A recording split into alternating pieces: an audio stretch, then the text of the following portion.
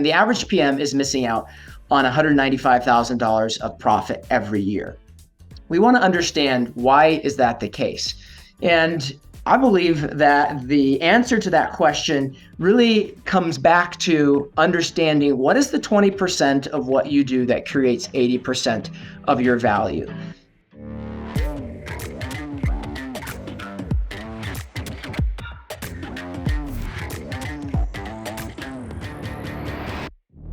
Hello, professional property managers. Andrew Smallwood here with the Triple Win Podcast. We've got a special replay today from an exclusive session run by Adam Willis of Nestwell Property Management out in Utah, Wolfgang Croskey out of California, and our very own Thad Tarkington, moderated by Daniel Craig from ProfitCoach. So these guys got together, and you're going to hear them ask and answer questions like, what are some of the metrics and KPIs used to measure a great experience? What are some of the opportunities from move-in and initial onboarding throughout some of the highs and lows, emotional events throughout the investor and resident life cycle? How can we expand the lifetime value of these relationships by creating great experiences? And what are some of the best practices to do just that? So you've got an action-packed, lengthy recording going deep across just that, how to build winning experiences for residents, investors, and ultimately drive a great win for your bottom line. So we hope you enjoy, and we'd love to hear your feedback. Welcome back to the Operationalizing Profit webinar series. So glad to have you joining us today. It's going to be a great day, and we're really thankful that you take some time out of your busy schedule to join myself, Adam Willis, Wolfgang Croskey, and Thad Tarkington.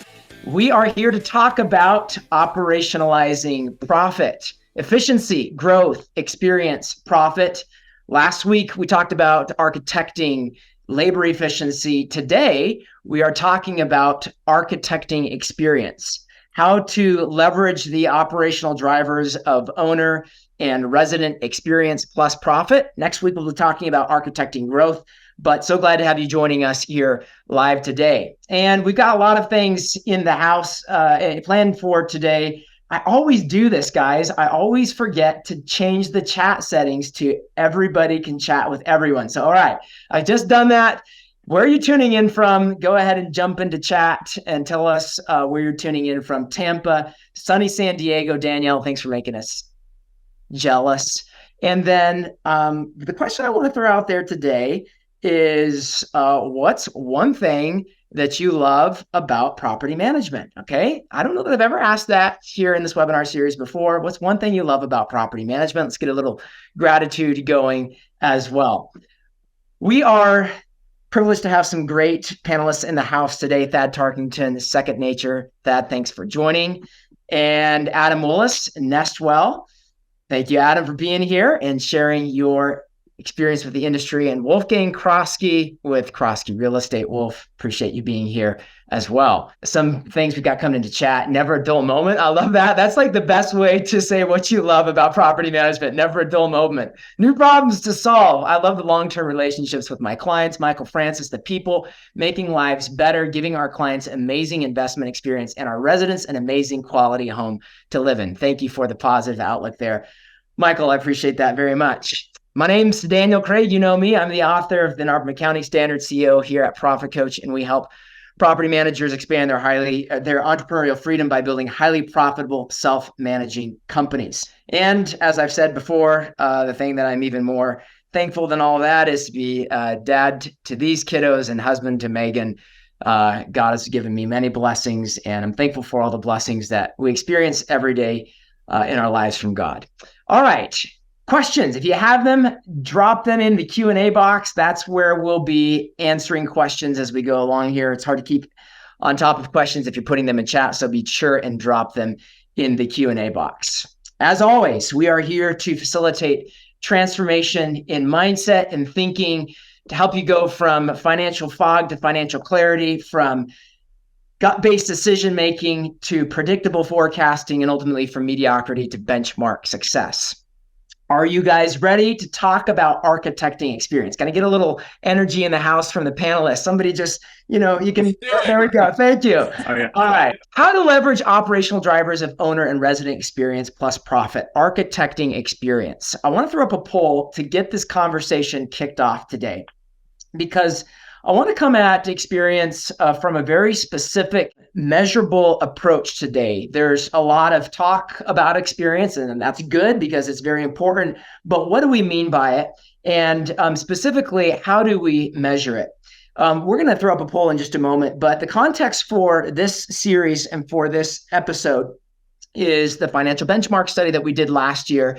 And looking at the fact that when it comes to profitability, the average in the industry is 11%. The top 25% of performers are doing 32% profitability. And we ran the numbers to understand what the average company is losing out on in terms of profit as a result of the gap that you see there on the screen. And the average PM is missing out on $195,000 of profit every year. We want to understand, why is that the case? And I believe that the answer to that question really comes back to understanding what is the 20% of what you do that creates 80% of your value. So much of our time is focused on process and activity, but what is the right process? What is the right activity to be focused on that creates value and ultimately drives profit in your business? Too many PMs operate without a real-time connection between day-to-day processes, value creation, and bottom-line financial performance. And that's the connection that we're trying to forge in this webinar series by looking at profit in terms of 4 aspects of the day-to-day of your business: process, execution, experience, and growth. We're trying to operationalize profit and profit thinking in those 4 areas. Today, we are focused on experience with these fine panelists, and let's dive in with that poll. How do you know if you are generating a high value experience? I'm going to go ahead and launch the poll here. How do you know if you're providing a high value experience? Go ahead and select the answer that you think is the most important indicator. Revenue per unit. In other words, if you are charging a lot and people are willing to pay a lot, then you're obviously providing high value.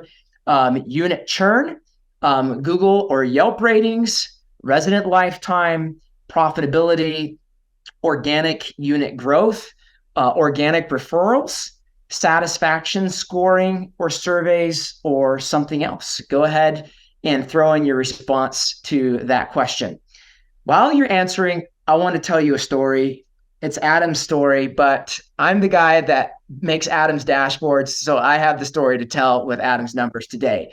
And as I was thinking about preparing for this webinar series and answering this question, how do you know if you're providing a high value experience?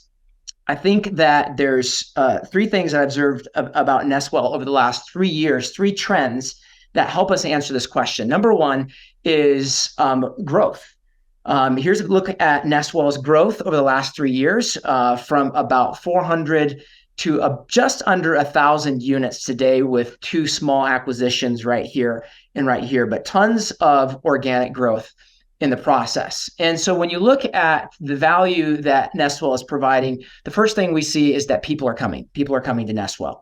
Number 2, when we look at Nestwell's churn charts over the same time period, you see a net decrease. Back here in about 3 years ago, we were at about 15%. Then we hit the hot real estate sales cycle. I think, Adam, you lost a multifamily portfolio or something right in here. And then that cleared out of the system. And now we're right at the benchmark, the NARPM benchmark, at about 10% churn. So the second thing we see is that people are staying. And then the last question is, well, is Nestwell making any money? And I'm not going to tell you how much money they're making, but here's a look at the profitability charts for Nestwell over 3 years. Over the same 3 years, they've gone from roughly about 12% profitability to about 27% profitability today, which means that they're profitable.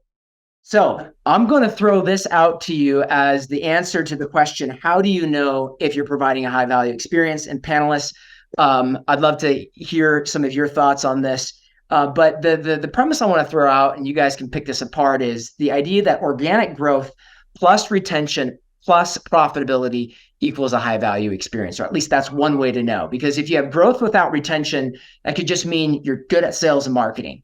If you have growth and retention without profit, that could just mean you're cheap. But if you have growth and retention and profit, it means you're providing real value that people are coming for and staying for. I'm going to open it up. Wolf and Thad probably are more objective than Adam on this one. Thoughts? So I can say for a long time, we were bullet number 2. Like, we were growing, we weren't having any churn, life was great. But then you start looking at your numbers and like, oh, maybe life's not as great as we thought, right? Because you're so stuck on number of doors. How many doors do we have? And the company doing real estate sales and looking at the whole thing, but realizing on the PM side, it wasn't as profitable, and we need to make a change. So I definitely agree with number 3, growth, retention, and profit as indicators. Dad, I'd love to hear your thoughts. And by the way, I just threw up the results of the poll. 26% of people think that unit churn is the best, most important indicator of experience, based on what I put on the screen anyways. And the next one is organic referrals. Thoughts on all the above? Yeah, I would agree. I like to focus on churn and referrals, because at the end of the day, I think if people are leaving you or they're referring you, it's kind of different sides of the same coin here, which is, are people happy with the service, happy with the experience? And I think like in any business, finding what really drives a good experience, that there's probably a handful of things that really impact people. And I will probably talk about this later, but thinking about a resident or an investor owner, what's that first impression you leave with them? So starting your sales process, do you come off professional? That really sets that bar. And then, from there, obviously you can grow trust, build trust, or you can lose trust. But that's one area I highlight, I think. So I love that. And that speaks specifically to the question of what is the 80%, the 20% of what you do that drives 80% of the value. We're going to dig specifically into that, Thad. Great lead into that. Adam, this is your story that I just told for about a minute. Any feedback on this, especially having walked this journey? Yeah, I have a post-it above my camera here, and it says people, product, and profit. And if you have an amazing people experience and your product is solving concerns for your customers, the profits will follow. The post-it right next to it is, everything we do, we ask, how does it provide value? Mm-hmm. So every decision we make is directly correlated to what's the experience for the customer, how does this impact our product, and the better it is, the more we can charge. Awesome. Okay, well, let's dive into the meat and potatoes for today. We're going to be talking about experience fundamentals.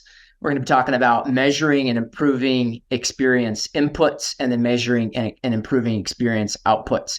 Folks, we're probably going to go about 15 minutes past the top of the hour. So we're going to run for about an hour and 15 today, about another hour from now. So it's going to be awesome. Hang with us as long as you can. Experience fundamentals. This is really what I was just alluding to, but I want to give you some specific things to kind of hang your hat on in terms of growth, retention, and profitability.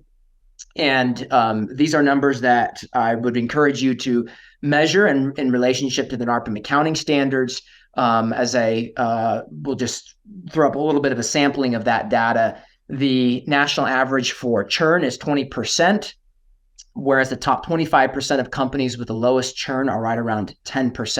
And by the way, this is based off of 2021 data, which was very much still in the hot sales market. And even in that time, companies were still maintaining fairly low churn at 10%. When it comes to profitability, again, we've talked about this. The average is 11%. The benchmark's 32%.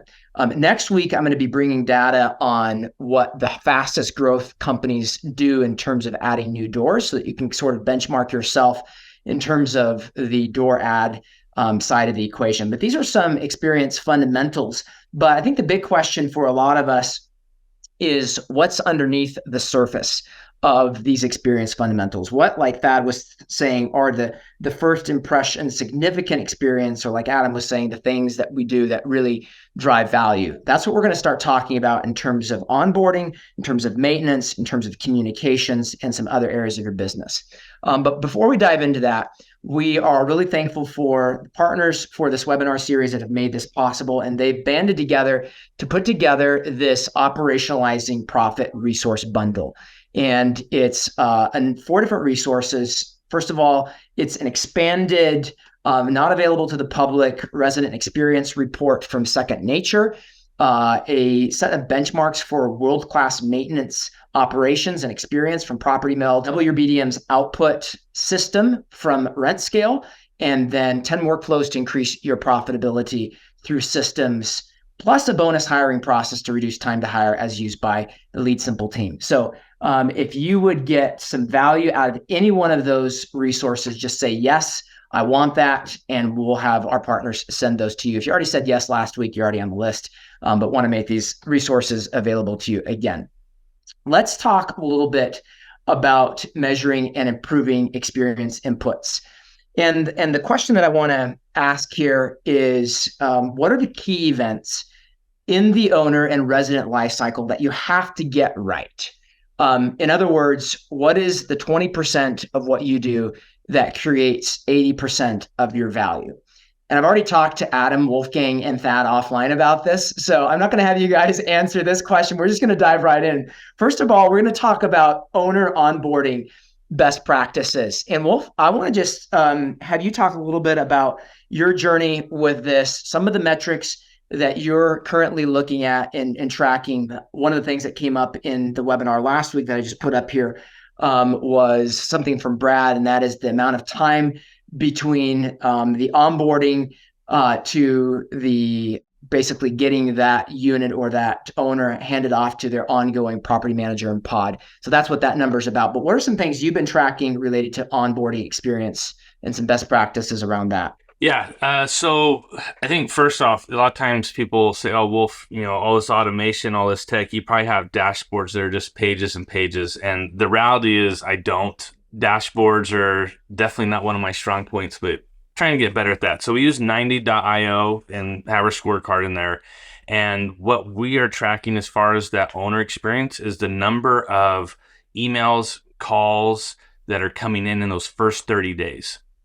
Because for us, it's an indicator of, well, how is our onboarding experience going in general? Like, are they reading the emails, or maybe the wording's not clear? Maybe we can change up our messaging. One thing that we found is people don't read. So we're changing our onboarding experience to be more video based and actually scheduling old school phone calls and using that to improve that experience, because our onboarding wasn't super automated, because we wanted kind of that high touch feel, but it still relied upon emails at different sequences when we thought, okay, they're probably now going to get their first owner distribution. So let's explain that process and all those things that were covered during the sales process and the initial onboarding, but we wanted to, do it again. But the issue is, we're finding, I think people just don't read. So even when we try to spice things up with the Chat GPT email and emojis and all that, it's still just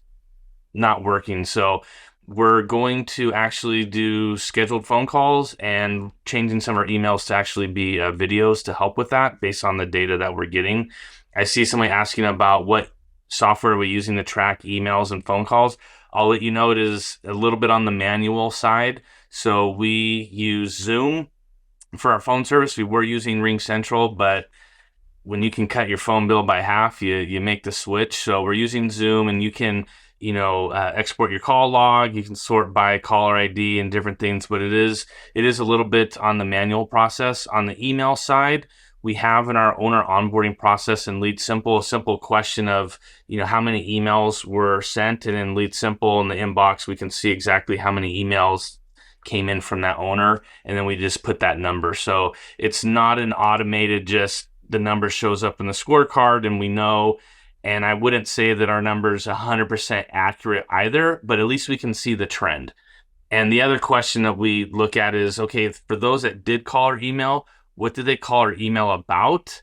And using that as a way to enhance that onboarding with that. So that's, I think for owners specifically, that's what we track. For tenants, we look at number of work orders submitted in the first 30 days.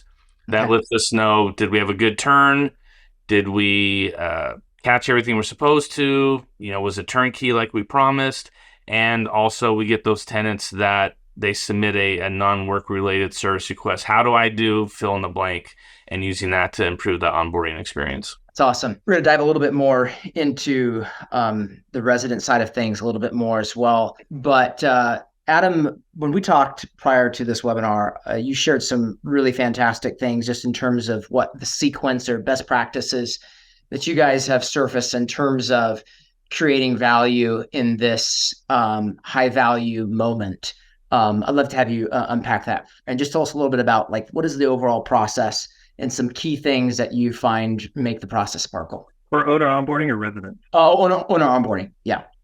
Yeah. The overarching theme is being able to anticipate the need, right? So addressing the question before it even comes in. So when Wolfgang's like, hey, how many emails did we receive for the client? We want to proactively address the need before they even know they have it, right? And that's part of that's ease of doing business.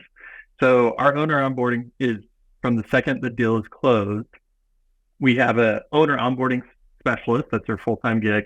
And there's a 90-day process. It's broken down to 6 different phases that we are engaging with the homeowners and saying, this is what you need to do. And it starts from like a welcome call, a welcome phone, email, and saying, let's schedule your onboarding. Let's get together. I'm going to walk this through and make it as easy as possible. And there's major components that happen, right? Like you immediately, someone who signs with you is a big contract, they're trusting you with a $500,000 house or whatever. And then you ghost them for 12 hours, they immediately have buyer's remorse. What have I done? I haven't heard from anyone. And these are all the feelings they're going to experience. So buyer's remorse. So we quickly get in contact with them, schedule the calls. We paint a picture. Hey, this is a 90-day process. This is when you're going to get your first owner draw.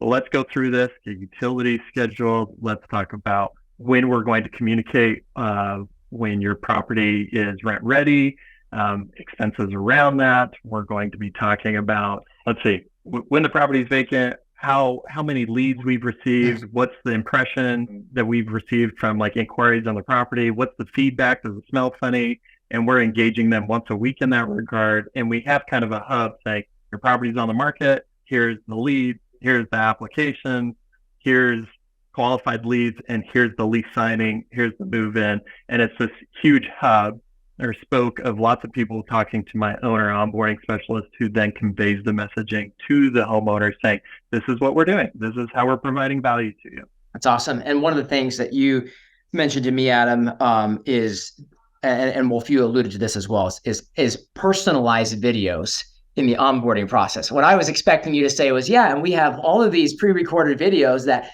explain their statement and when the first owner draw will be and how to use their portal. But then you're like, no, they're personalized videos. Yeah. We did do that for us in our emails. We would have some canned, here's how to log in your portal, et cetera. But when we looked at the data, like people didn't watch it. So yeah, whether you use like BombBomb or Loom to do the animated thumbnail with their name, whatever it takes to get them. But it really, if you think about the time it takes to write an email or the time it takes to have a phone call, let's just say phone call 3 minutes, what type of personalized video could you record in the same amount of time, send it to them? It's personalized. It makes it easier. You can make it systematic. You can record it whenever and send it whenever. So, I think it's a good blend of automation with personalization. It's awesome. Thad, you honestly alluded to this kind of in your opening comments, but anything you want to just throw into the owner onboarding best practice conversation and also resident. We'll start pivoting to resident. Yeah. So a couple things I heard that I would highlight is it's not as much about what you're saying or what you're sharing. It's what they're hearing. And that is one thing I love about, a phone call. And, obviously there's things from scale. I'm not recommending that carte blanche, but if you get on the phone and you're talking, they're hearing, they're taking in that information. And, ultimately when I look at the investor side of this equation, if you remove highly emotional events, they will probably stay with you forever and make them money, right? Like if those two things are happening, there, no spikes in their emotions or their cash flow or, whatever is coming in, they'll be happy. And so so much of what I look at is, and Adam, you nailed this. When someone signs on, it's if the onboarding experience is great, suddenly they have buyer's remorse. But, as you think about like every, the life cycle of an investor, every time you have to reach out to them with bad news and need approval on a maintenance, or this didn't go as planned. If you track all those and start to inventory them and say, okay, what are all of these things? Just know, if you think about like, I'll use the trust bucket, but it's like your satisfaction bucket.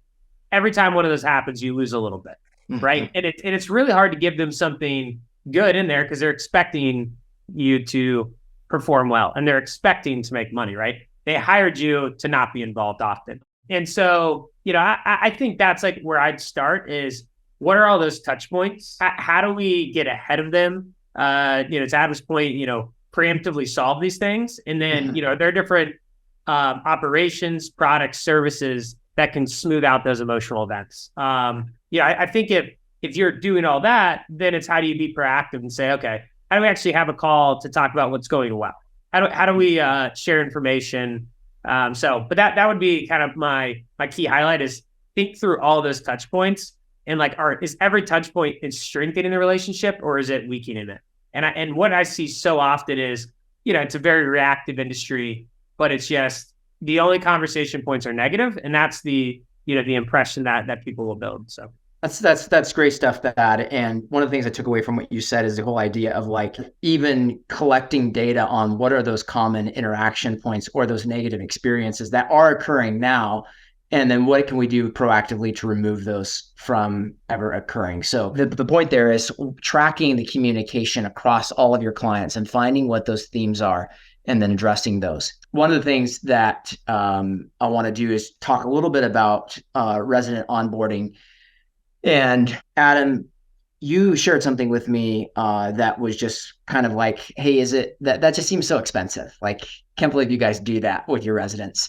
But talk a little bit about what the resident onboarding process looks like for you guys. Yeah, resident onboarding, it begins with having stellar showing people who are meeting people at the properties, showing them in person, turning on the lights, turning on the heat, all the way through. We then meet them when they've gone through the qualification process, and we're getting 5-star reviews along this whole thing. Application process is absolutely dialed in. We have teams working 24 hours a day to get the application qualified and communicating with them and proactively getting documents. Here's where it gets really expensive for me, is we meet the people at the property. We video the whole home. We say, hey, we've documented everything for you. You're welcome to do your own documentation. Let me take you on a tour of your new house where you're going to be bringing your firstborn child home to, right?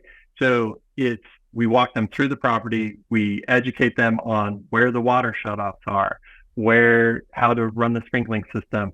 We say, hey, look, it looks like something is wrong. And that's like so we have a property condition form. We kind of put some notes on it for them saying this is how you fill that out. But it's a much high in-person interaction with them to make sure that they're having a fantastic experience that they're moving into their brand new home. So we always say, hey, welcome home. We have gift bags that are getting more and more robust with lots of necessities that they need for their first night, their first week staying there. And we just really want to, like, an ounce of prevention is worth a pound of cure. And so we front load that relationship through meeting them at the property and doing everything under the moon to really take care of them and making sure they really don't want for much. Now, it's not perfect, but we're aspirationally trying for that. And it garnishes a ton of goodwill. And we're not getting calls saying, hey, I have a flood. What do I do? They know because we've educated them how to shut off the water. So it's a very expensive, labor-intensive thing to move all of these people in every Friday and Saturday is when we do our move-ins, but it pays huge dividends on the back end. What are some of the implications of that to like the ongoing relationship with a client around things like inspections? Yeah, so after the same person who does the move-in, who showed them the house, moved them in, we go and we walk all of our houses quarterly. And so that same person is now showing up. Oh, hey, it's Katie. She's from Nestwell. She's coming to walk my house with me and just check on everything and see if there's lease compliance issues, maintenance issues, or whatever. So we're walking that home with them. So usually that's a massive point of contention where most property managers have just leaned away and be like, here's an app, just go ahead, do your own inspection. We're like, no, we're coming here, we're building relationships. And the byproduct of that is a lot of those residents are staying longer. So the tenancy's way longer. or they're buying houses from us, or they're baking us cookies when we show up. Hey, it's time for your quarterly inspection. I'm showing up, and they're like giving us treats, and we're like breaking bread with our residents now. That's awesome. Like you turned the inspection from this like, oh, they're coming to spy on me to like my friends are coming over for cookies. That is Absolutely really great. Wolf, you mentioned a little bit about the work orders in the first 30 days. Can you just unpack that one a little bit more? Why is that important in terms of resident onboarding and anything else you guys are doing on the resident onboarding practices? Yeah, absolutely. I mean, you think about the last time you moved, right? You got the stress of packing up all your crap, sorting all your crap, saying goodbye to neighbors, changing your kids' school, changing utilities, like this long list of things that we don't think about on the PM side because we don't have to deal with it, right? Like maybe we own our house and we haven't moved in 20 years, whatever, and we forget. And so you have a tenant who's going through this whirlwind of life-changing events and steps, and you're going to ask them to read this really long email with all these details to find their gate code. Give me a break. They're not going to do it. They may not even have internet hooked up yet, right? So sending this long email with all these things they're supposed to do and then harassing them because they didn't turn in this stupid form within 3 days that's important to you. And they're like, screw you. I got to get my kid in school. Like that's my priority right now. And then you add on top of it, the one toilet doesn't flush, we just moved in, or the ice maker's not working, or the carpet I thought was getting changed in the bedroom's not. And, so it just really compounds things. So now they're stressed and now they're pissed. And that's like the worst combination ever. And so what we found is if we can make it, I can't help them with their school registration. I can't help them with a lot of things. But if I can make it where when they move in, it truly is turnkey. There's nothing else they have to do. Everything we promised is done. Everything's working. It just makes things a lot easier for everybody. And what we're noticing, and I'm trying to get real data because right now it's just anecdotal, that rest of that lease and that lifespan with that resident is a lot better based on that first 30 days. Like that really kind of sets the tone of, oh, they're just another management company. They promise stuff and it never gets done, right? Where if they move in and it's just rock solid, it just makes the world different. So we're using that because we try to, how can we measure that first 30-day experience? And as a company, we felt, work orders is a way to do it. It's easy to get that data out of AppFolio. It doesn't take a data engineer to give us that number. Any one of us can access it, and we felt that we could really control that outcome. So that's what we're doing right now. Are all of our move-ins stellar? No, we've dropped the ball on a couple, but at least we know what number we're going to use, how we're going to get there, and our goal is 0. It also then helps us to pick better owners because we know that at the end of the day, if an owner's not willing to do certain things, that's going to come back on us, right? The owner doesn't get the bad Yelp review, we do. So if we have an owner that's not going to get the property to the condition we want, do we really want to work with them? Mm-hmm. So it's really been helping us a lot. So that's awesome. Thad, I know you guys have done a lot of research and work on resident experience. What are some things that you guys have found to be particularly important in the initial leasing process, specifically in resident onboarding process up front? Yeah, so I would say when I think about resident onboarding, one thing that's true is there's a million edge cases, and if you try and say like everything's going to be the same or, everyone will operate the same and we're going to run into the same scenarios, like that's just not going to be true. And so something that we've been working on heavily at Second Nature is really this kind of resident onboarding and kind of enrollment tool. And so the idea is when you're moving into a new property, a resident may have never owned a home or lived in a single family home either, where they're responsible for a ton of maintenance items, responsible for the lawn. There's just things they haven't ever even thought of. And it seems obvious to us, but like you'll move in a month later, the lawn's overgrown. You're like, what do I do? Right. And so, the way we think about this is because you have so many edge cases, how do you kind of create these closed loop systems and accountability for the items that really matter to the property and to the property owner? And, so this tool, what we're building, what it does is effectively the resident goes through and it takes all their responsibilities from the lease, something that people often don't read. It brings it up into easy to digest, bite-sized pieces, just explaining, if it's a multi-unit, here's how parking works, do you want to add parking, right? That's a selection you can make right there, removing that human piece. Lawn, this is what your responsibility is for lawn maintenance. Do you want to do it yourself or do you want to, have a vendor do it for you, right? And so it's kind of this whole configuration tool. And effectively, we just went live with this recently, but effectively what it does is it digitizes that entire enrollment process in small bite-sized pieces where you can see is each thing complete.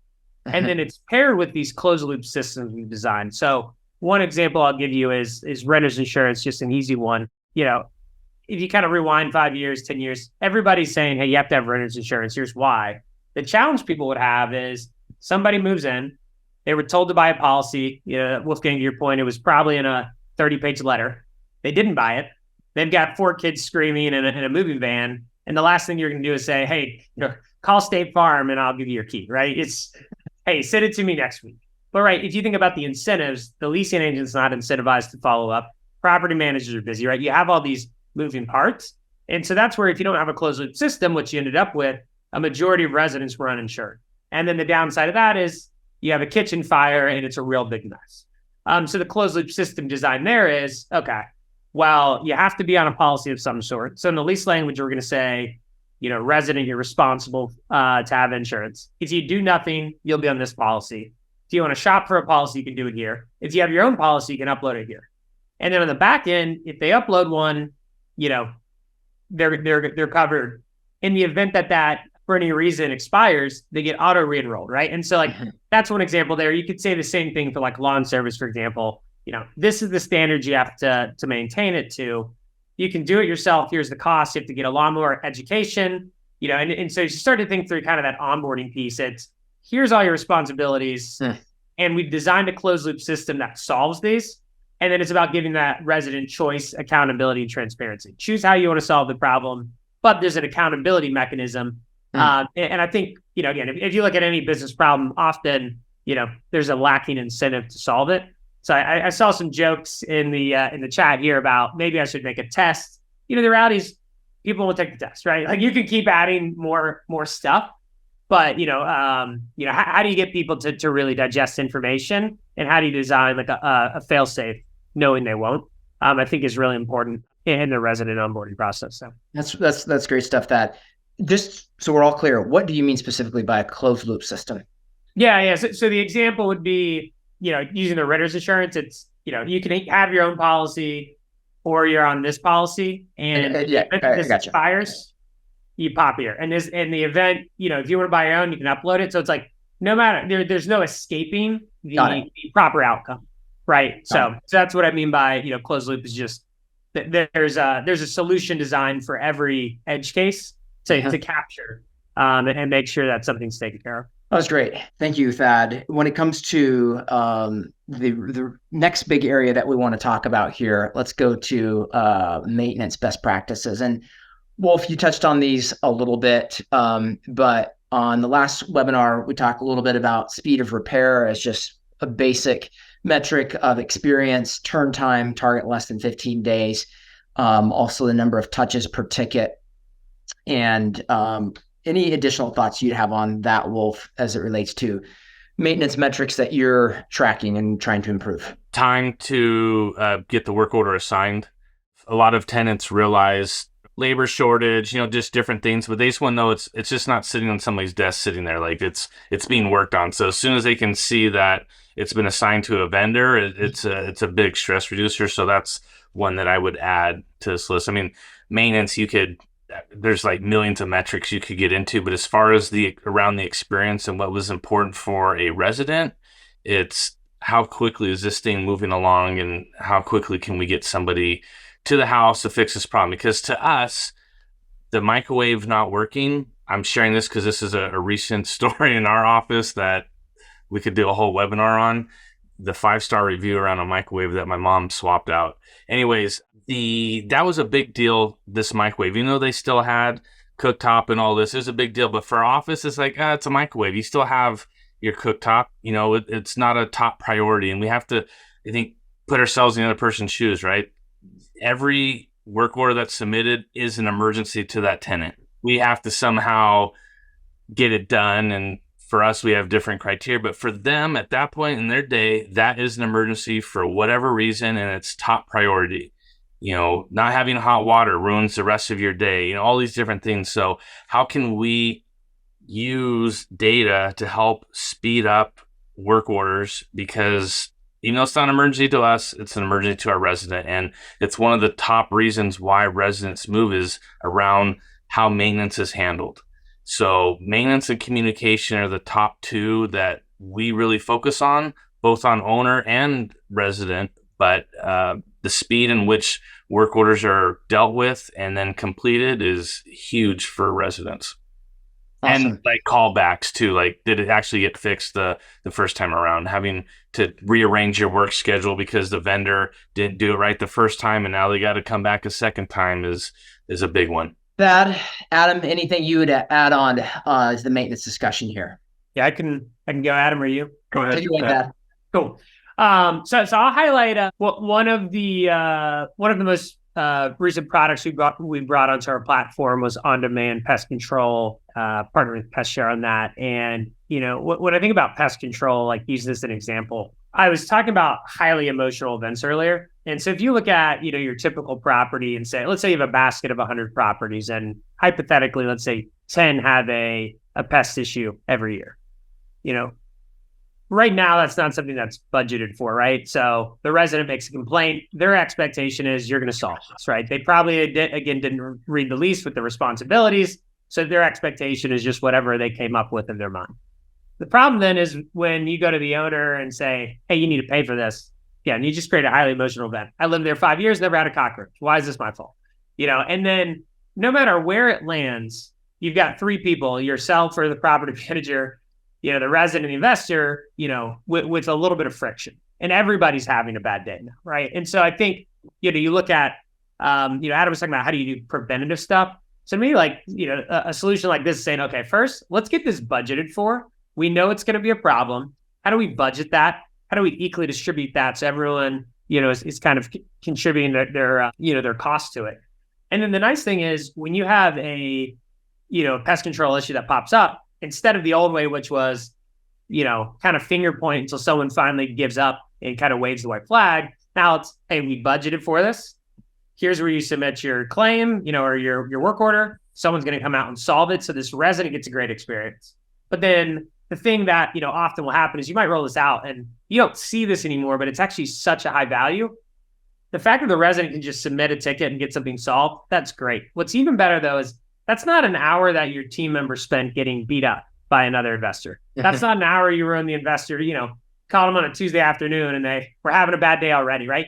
Those are the things that make them go, gosh, wouldn't it be easy just to sell this and go into something else, right? And so I think about like, how do you look at, again, like what is any touch point you've ever had? It could be maintenance oriented. Obviously, we have some other things around filters and things like all focused on how do you reduce maintenance, which in turn reduces those emotional events for your customer and makes them a happy customer. So that's just kind of one example I'd give. And, you could apply that to any problem you're having in the business. So proactive, right? Proactive. Adam. I was just going to say, I alluded to this, the property condition form. So that which the resident submits, 3 days, 7 days after they've occupied the home, that's really a quality assurance, quality control component for us. If anything that comes in on that list that should have been caught by our turnover team, like our internal team, or a third-party vendor actually doing the work, we have a problem. We talk about it with that vendor. We say, why did this happen? And how we do a root cause analysis and make sure it never happens again. So it's just mostly the tenant saying, hey, the house isn't perfect, and they're taking it as is. But if they miss something that should have been caught, that's a problem for us. Adam, I can't remember if you mentioned this, and maybe that's what you were just saying, is that when the person does the initial walkthrough and move in with the tenant, that's an opportunity that you also have to do a 2-for-1 and get on site again after the move-in and make note of anything as another set of eyes on the move-in, on the turn, to make sure that anything that still needs to be addressed is getting addressed. Can you just unpack that for a second?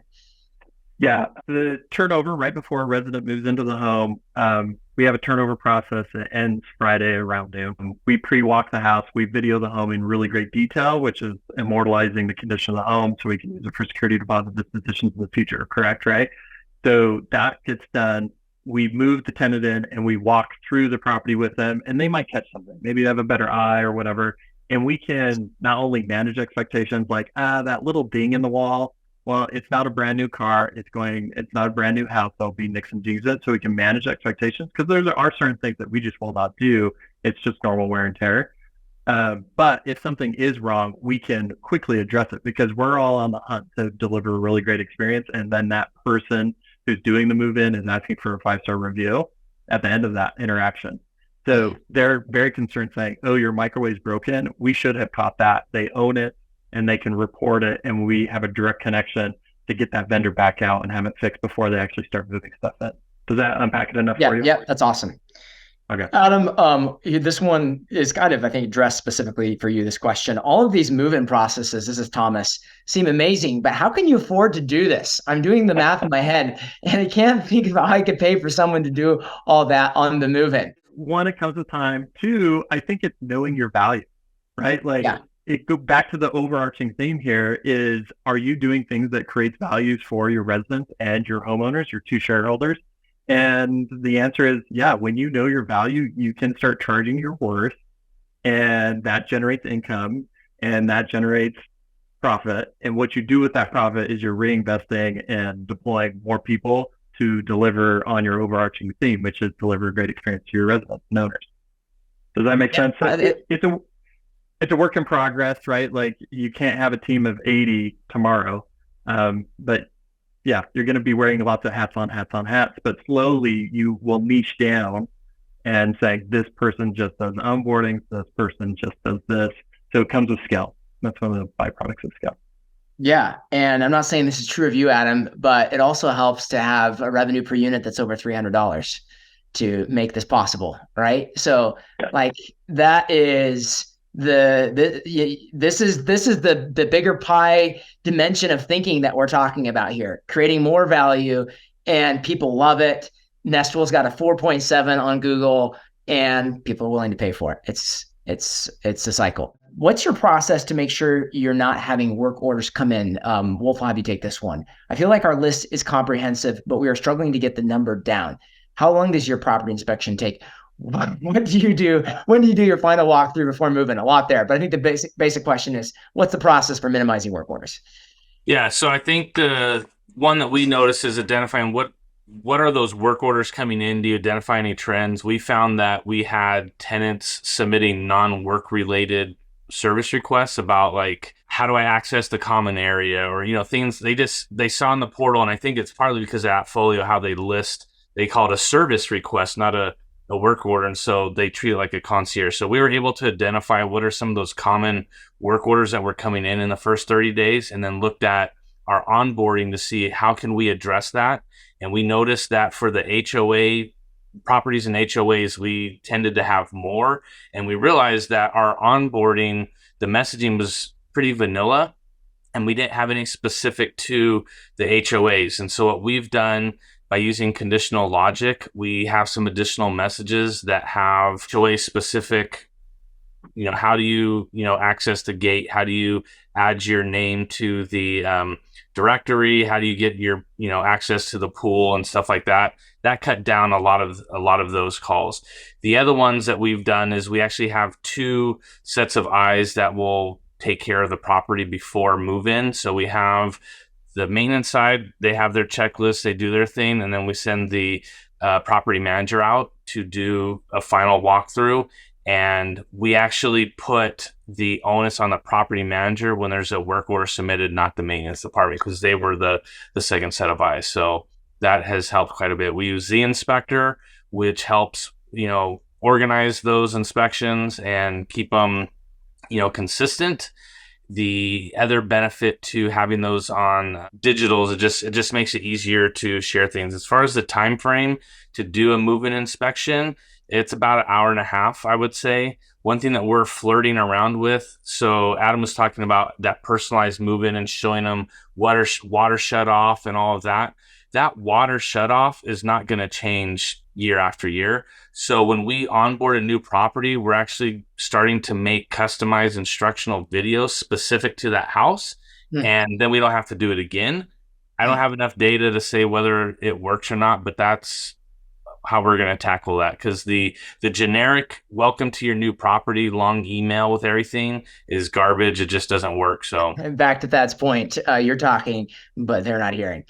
All right, that's awesome. We're going to touch briefly on overall communication best practices, and we won't spend a lot of time on this, but a couple of metrics to put out here.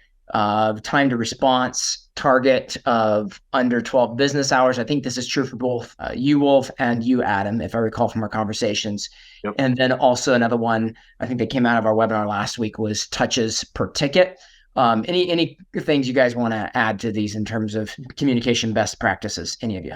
I think one thing people see this, are like, oh my gosh, less than 12 hours. So I know we're not supposed to talk about fees, but let's just say you have a tiered offering of services. You can take a page out of the software book and say, at the basic tier, we get back to you in 48 hours, the medium tier, 24 hours, and then our top tier, 12 hours. So now you have that additional revenue to make some of these things happen.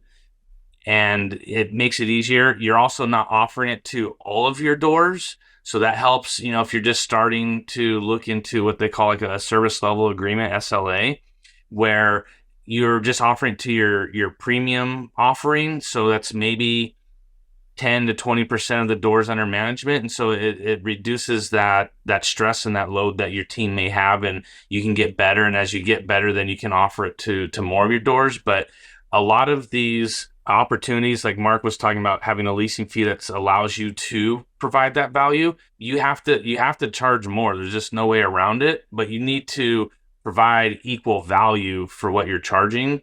And so having different tiers is a way to do that. One example that we've changed it is the work order authorization, the dollar amount in which we can just automatically spend owner's money. We've changed that amount based on what tier you're on. So you want to be more involved, Mr. and Mrs. Owner, in your work? No problem. You get to pay more.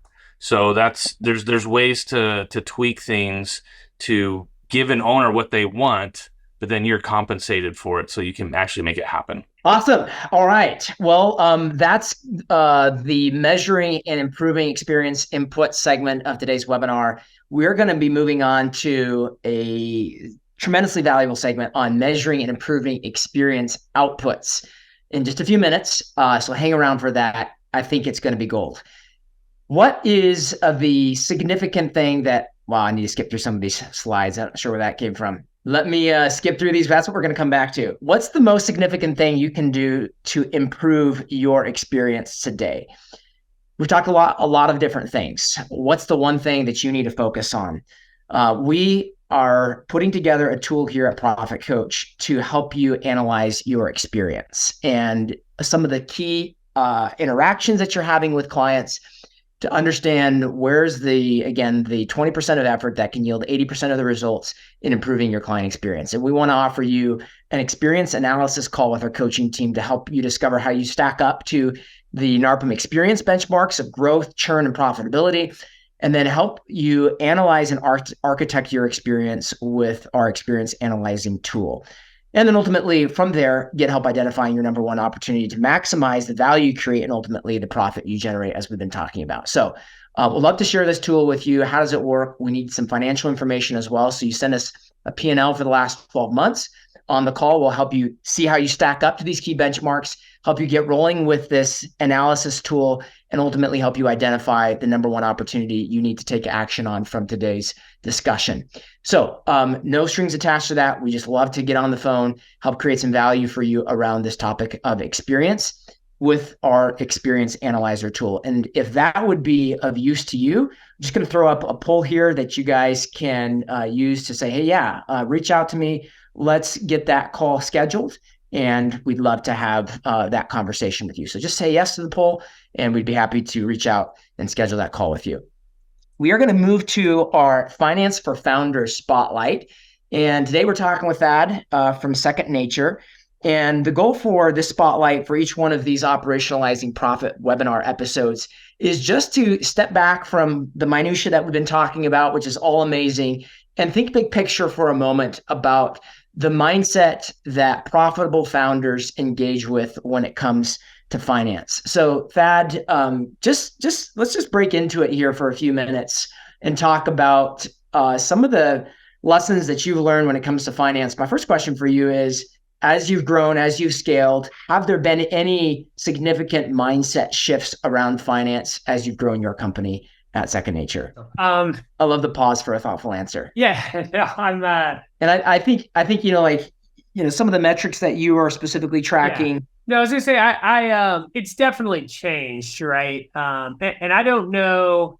I would say it's changed because my view of finance, how it impacts the organization, has evolved as I've learned more, and But I would say when I look at like finance today, one of the mistakes I think I made early on, maybe rather than like how it's changed for the better. So I think things that have improved is, early on, I'm a very optimistic person, and I think you kind of have to be in business. But I've let that flow into a little bit of the way I would think about financial. So I'm like, all right, if we do everything right, what's going to be, in your case, my owner churn? If we do everything right, what's going to be my cost of labor, right? And then what you find out is you put yourself in a little bit of a, pretzel where you're like, gosh, this is low, this is high, and that starts to compound. So I think as I think about finance, one approach I've taken is from a forecasting and a business planning standpoint, but how do you almost sandbag, and what's the conservative approach? Put yourself in a good position, but then you still have to attack those problems with urgency. And that's one of the bigger challenges is, if you have different goals, different things, people get confused. But I think that's one key piece. And then like the other one I would say is discipline. I know early on we built this kind of robust financial model with all of our revenue sources, all of our expenses. And a mentor of mine early on, they were like, this is the crystal ball of your business. Like, you're not going to want to do it Friday night at 8:00, but you've got to do it. Like, you need a P&L, you need a forecast, right? If you're going to plan. Now look, if the business is growing 5%, it's a few people, like, sure, you can get away without it.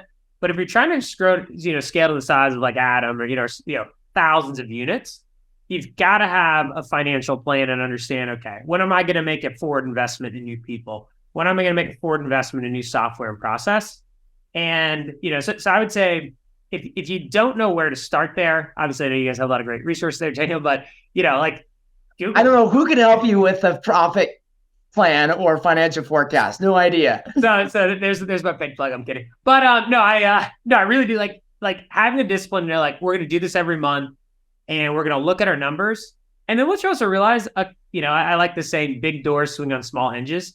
There are going to be a few things in your business that are like, this is really driving, a lot of the outcomes. Maybe it's your pricing structure. Maybe it's the customer segment you're targeting, right? You might find, you guys see this all the time, but like, hey, these top 10% of our customers, they're 90% of my headache, right? So there's things you'll start to notice as you start to get dashboarding and views of your financials that will pop. I'll pause there to go into the next piece, but I would say discipline and really just doing financials, getting close to the numbers. Every business owner should be in their numbers.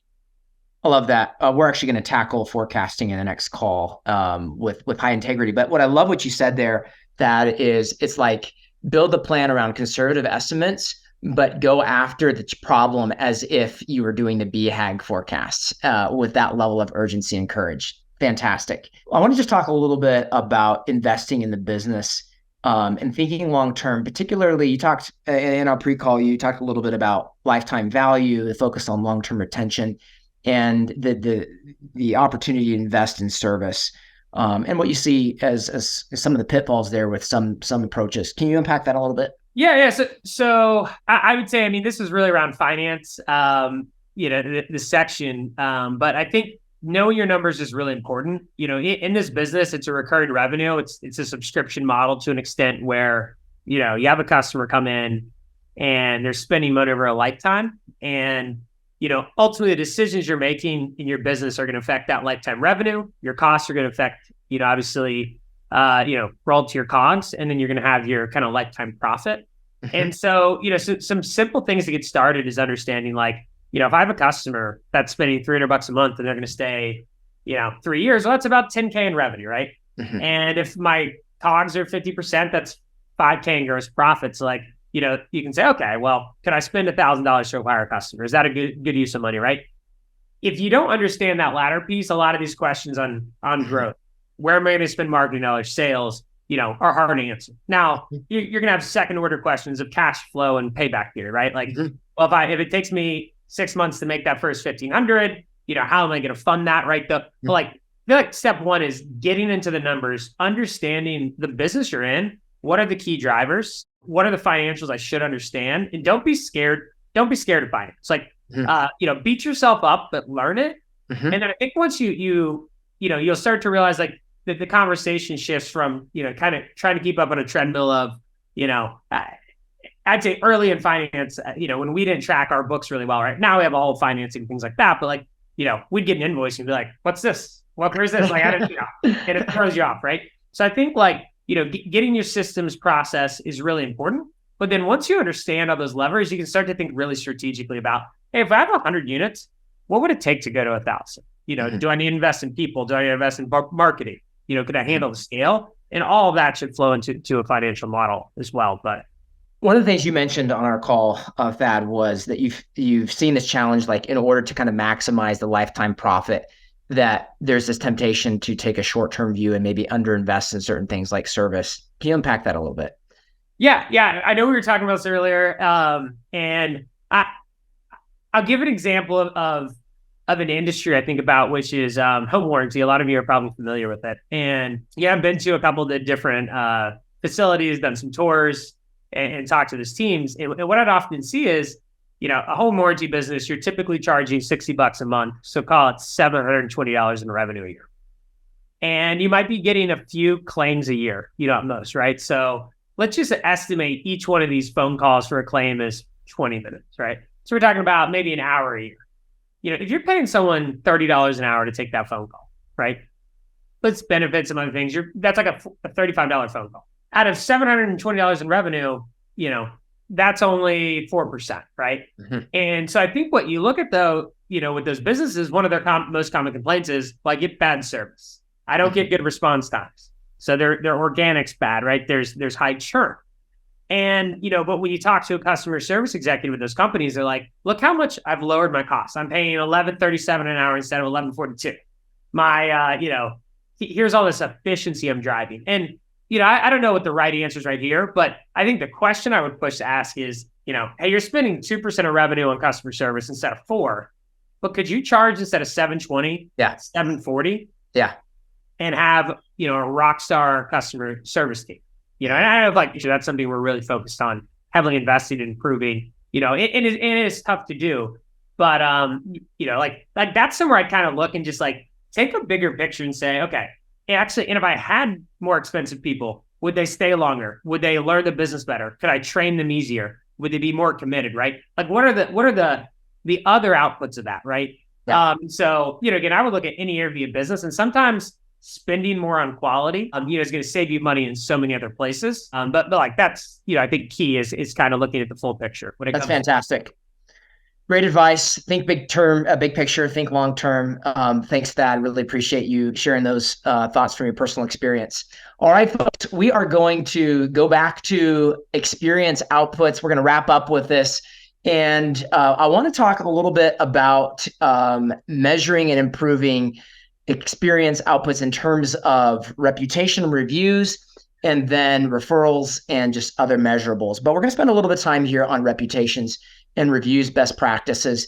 Adam, you guys have a 4.7 on Google with 1,300 reviews and counting.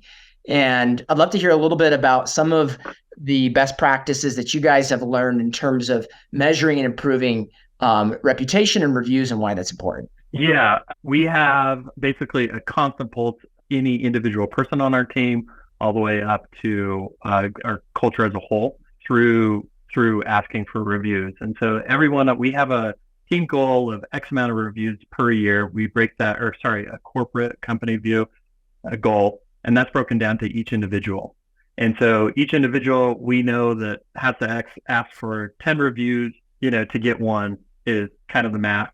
And we will measure that. So their direct reports or their boss is going to be measuring that and saying, hey, how come you're asking for reviews and you're just striking out, or you're asking for reviews and you're getting them? And that drives change for each person on our team, because they have the accountability of someone watching them. They are also compensated for every review that they go out and receive.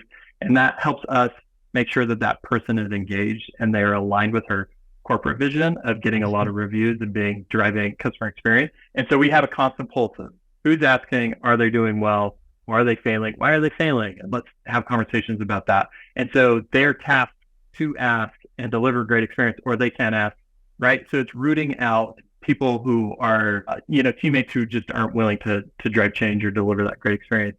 Our BDM, he happens to be on this call. I'm seeing her in the chat.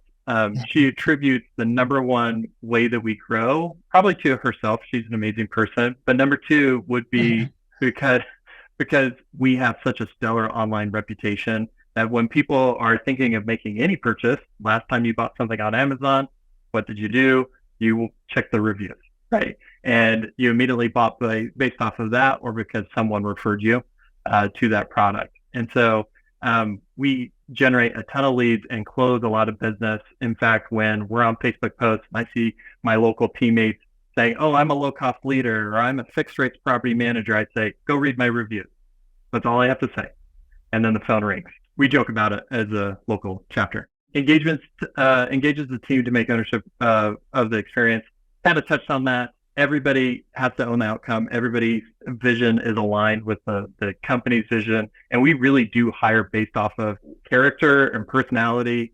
And if they're just eager to help people, that's like 90% of the way there. Because we can teach them how to respond to people. We can teach them property management. We can teach them all the rules.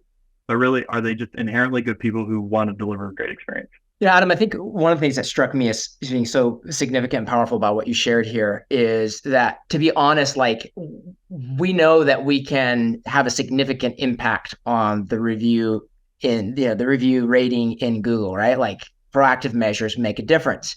And I think I've thought that in some way, like, maybe takes away from the genuineness of the number.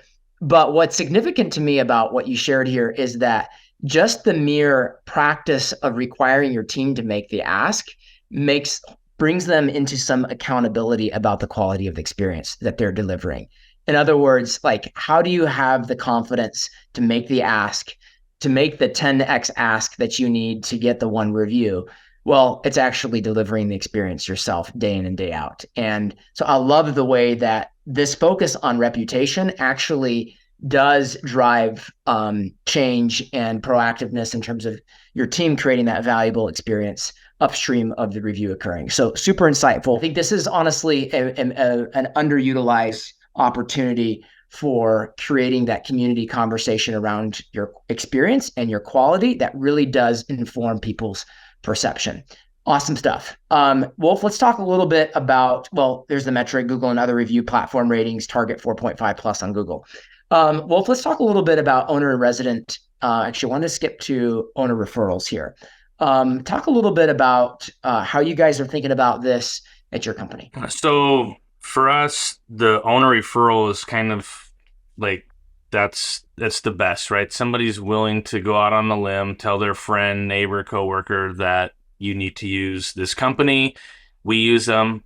That's what we aim for. So we've changed, we had a lot of our in our processes, automatic emails at certain trigger points to ask for a review.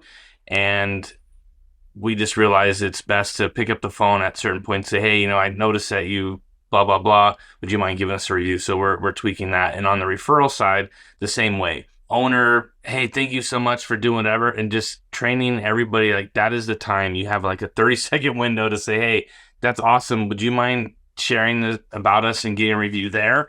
And then, is there anybody else that you think could benefit from our same level of service, and asking for that referral? And that one's a little bit harder to get people on the team to ask for that directly, but that's what we're going for, that we need to be able to ask directly for that referral, and not the cheesy, on the card, that a lot of realtors use, hey, we would love to, we don't do that, but just directly ask at that same time when we're asking for the review, well, is there anybody else that that maybe has the same pain point that we could help them with? But just, being face-to-face on the phone and being direct and asking for that referral, because it really cuts out that sales process. Like when you're being referred and they finally call and say, hey, my coworker Joe told me about you guys, you don't really have to get into the sales pitch. You just have to reaffirm what they've already been told, because that trust has already been kind of established. You just got to confirm it and then close it. Awesome. My mentor, Steve Riddell, has said that organic referrals is the number one indication of an extraordinary experience. So that is, in so many ways, the holy grail here when it comes to measuring the quality of your experience. All right, Thad, I just wanted to throw this up there. I know you guys have done some work on this. Just can you give any just broad context around what these tools are and what you guys see as being meaningful ways to measure owner and resident satisfaction from a quantitative perspective? Yeah. So high level NPS is just a measurement of, is someone a promoter, kind of detractor? CSAT's your customer satisfaction. And obviously, I think everyone knows what a survey is. So, first what I'd say here is, rather than try and do a bunch, I think doing one thing decently well is a good start. And if I were to look at these, I think an interesting one would be doing NPS. And you can do this, I would do this for the owners and the residents. And simply what is it? Sending out a survey and asking them, hey, on a scale of 1 to 10, how likely are you to refer the business, kind of your satisfaction. What's cool about it is if somebody gives you like a 9 or a 10, they'll be a promoter, it builds your NPS. If they give you, I think it's less than 6, they're detractors, somewhere in the middle is neutral. And so over one output you'll get as your NPS. And you can kind of track that as a company KPI and say, hey, every month, how are we trending? Are we getting better? Are we getting worse? The cool thing though is, when somebody gives you a 9 or a 10, if you use a tool like one out there, there's a bunch you could use, it's called Delighted. Pretty low cost, and it sets us in, kind of automates it all. But everybody gets a 9 or a 10. We were just talking about organic referrals. You could just have someone once a month and say, hey, go take those 15 10s we got. Let's go ask them for a referral. Let's get on the phone and ask what we're doing well, right? Let's get some good feedback. And then when you get anything less, there's a feedback box. You can say, hey, rank it and why. And what we found we do this is, we get a ton of feedback, often really good critical feedback that we want to hear. And that's where you can reach out and say, hey, I know you gave us 4. What can we do to make this better, right? And so I think it's, it's something that like universally set up, easy to use, but it kind of starts to bring inbound, unhappy people that you can go, fix that and fix the problem and make the drive referral. So that'd be one highlight I'd throw if nobody's doing that today. That's awesome. All right, folks, we're going to wrap it up here. Thank you so much for staying along with us today. Final actions, how to take action on what we talked about. Where do you stand? Do you have clarity on where you stack up on experience? Get in the game of financial performance with an ARPM accounting standards. Get converted, get in the game of financial performance and see how you stack up. We talked about LER. That's not the right slide for today. We are talking about 3 questions for architecting experience. What are the 3 things that you need to focus on leaving this call today? I'm going to leave these with you, and then we're going to wrap. Are you solving the right problems and celebrating the solve? Your team needs to be focused on solving the right problems, the 20% that creates 80% of your value.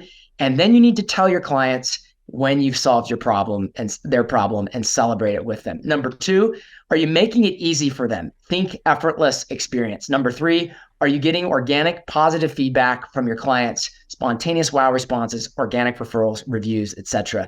3 questions to take action on what we talked about today. Go and beat the benchmark. Join us again for episode number 3, Architecting Growth, how to leverage the operational drivers of growth and profit. Thank you, everybody. Thank you so much, Thad, Adam, and Wolf. And folks, we appreciate you joining us today. Have a great day and take care. And that wraps up another episode of the Triple Win Property Management Podcast. Thank you for pressing play. We hope you've gained valuable insights and inspiration. The Triple Win Property Management Podcast is proudly produced and distributed by Second Nature, where we believe in a triple win. building winning experiences for your residents, investors, and your teams with the only fully managed resident benefits package. Visit secondnature.com to learn more and talk to an RVP expert in your area. If you have any questions, comments, or want to weigh in on the conversation, we'd love to hear from you. Email triplewin@secondnature.com.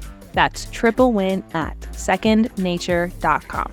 Stay connected with us beyond the podcast. Visit our website at secondnature.com to stay updated with upcoming property management events and articles. And don't forget, you can keep the conversation going in the Triple Win Property Management Facebook group. It's exclusively for property managers. To receive even more valuable insights and updates, subscribe to our newsletter. You can find the link to that and much more in the show notes. On behalf of the Triple Win community, this is Laura Mack, thanking you for tuning in. And on behalf of Second Nature, this is Carol Housel. Check back soon for another exciting episode. Until then, keep striving for that triple win.